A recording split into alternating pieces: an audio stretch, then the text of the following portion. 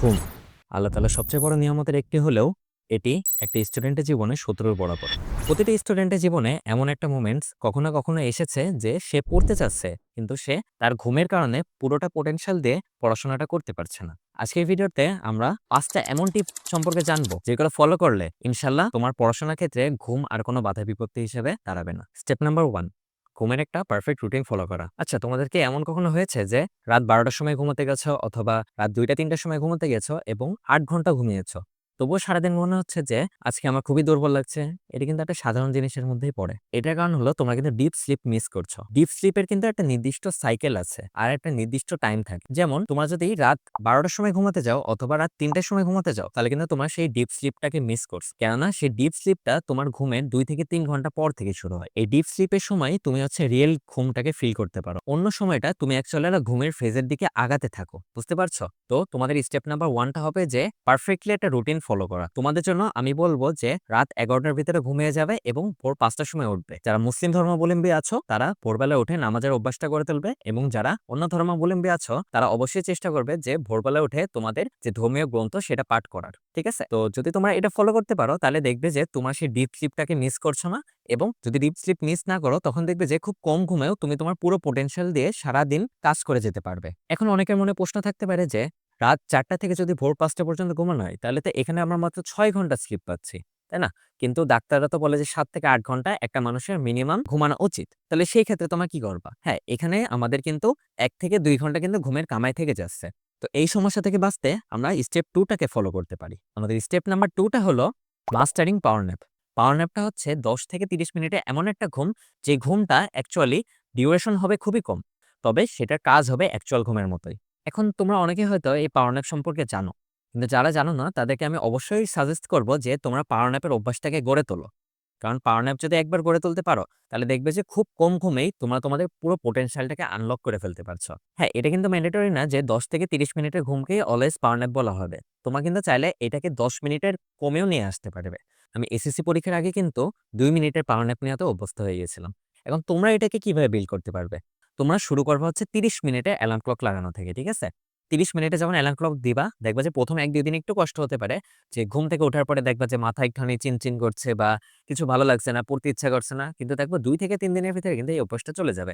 এইভাবে আস্তে, আস্তে তোমরা ৩০ থেকে ২০ মিনিটে আসবে, ২০ থেকে ১০ মিনিটে আসবে, এবং সেই ১০ মিনিটটাকেই তোমরা সেট করে রাখবে দরকার হয়। ঠিক আছে?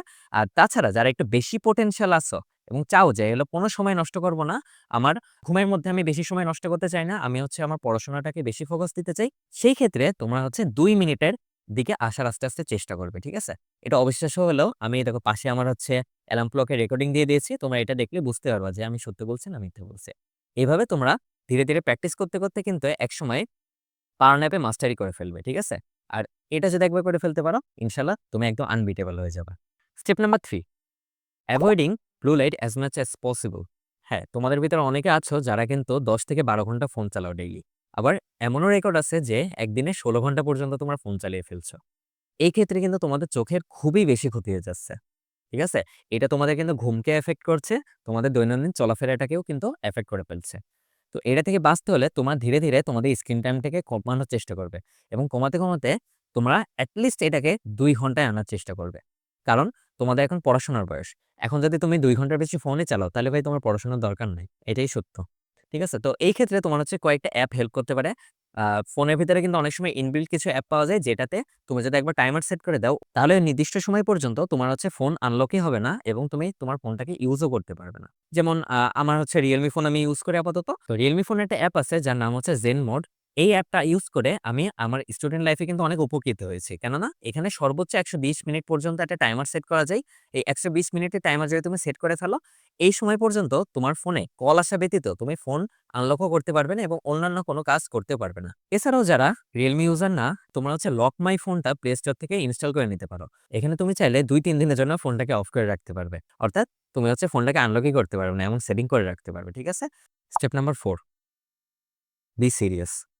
তোমার ঘুম তখনই আসে যখন তুমি কোনো কিছুতে বোর ফিল করো। ঠিক আছে? কিন্তু তুমি যদি একবার কোনো কিছুতে সিরিয়াস হয়ে যাও বা মনোযোগী হয়ে যাও, তখন কিন্তু তোমার আর ঘুম আসে না।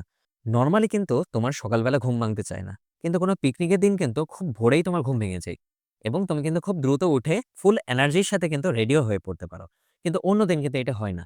এর কারণ হচ্ছে ডোপামিন। একবার যদি তুমি পড়াশোনাতে একটা ফ্লো স্টেট নিয়ে আসতে পারো, তাহলে কিন্তু তুমি পড়াশোনা থেকেও যথেষ্ট পরিমাণে ডোপামিন রিলিজমেন্ট পাবা। ঠিক আছে? তখন কিন্তু তুমি যেকোনো কাজ খুব সহজেই করে ফেলতে পারবে। ঠিক আছে? যেকোনো একটা পড়া যেটা তোমার করতে ৩ ঘন্টা সময় লাগতো বা ৪ ঘন্টা সময় লাগতো, সেটা কিন্তু ওই সময় ২০ থেকে ৩০ মিনিটে তুমি কমপ্লিট করে ফেলতে পারবা। এছাড়াও ভাই তোমার আব্বু-আম্মুর দিকে তাকাও তুমি। তোমার আব্বু-আম্মু তোমার জন্য কত কিছু করছে, তাই না? যে তুমি হচ্ছে পড়াশোনা করবা, একটা ভালো জায়গায় যেতে পারবা, একটা ভালো জায়গায় চান্স পাবা। এরপরে তোমার আব্বু-আম্মু কতটা গর্ব করবে তুমি একবার ভাবো। এইসব যদি একবার ভাবা শিখে যাও তুমি ঠিকমতো, তাহলে দেখবে যে পড়াশোনাতে এমনিতেই মন বসছে। তখন তোমার হচ্ছে এক্সট্রা কোনো ডোপামিনেরও দরকার পড়বে না। তো অবশ্যই তোমরা তোমাদের আব্বু-আম্মুর দিকে তাকাবে এবং দেখবে যে তারা হচ্ছে তোমার প্রতি কতটা দয়াশীল, যেন তুমি একটা ভালো ফিউচার লিড করতে পারো। স্টেপ নাম্বার 5, খাবার-দাবারের একটা নির্দিষ্ট রুটিন মেইনটেইন করা। তোমাদের ভিতরে অনেকে আছো যারা সকালে খাবার দুপুর ১২ টার সময় খাও, দুপুরে খাবার বিকাল ৫ টার সময় খাও, আবার রাতের খাবার কিন্তু অনেকে আবার তোমার মিসও করে দাও। ঠিক আছে? এমন করলে কিন্তু হবে না।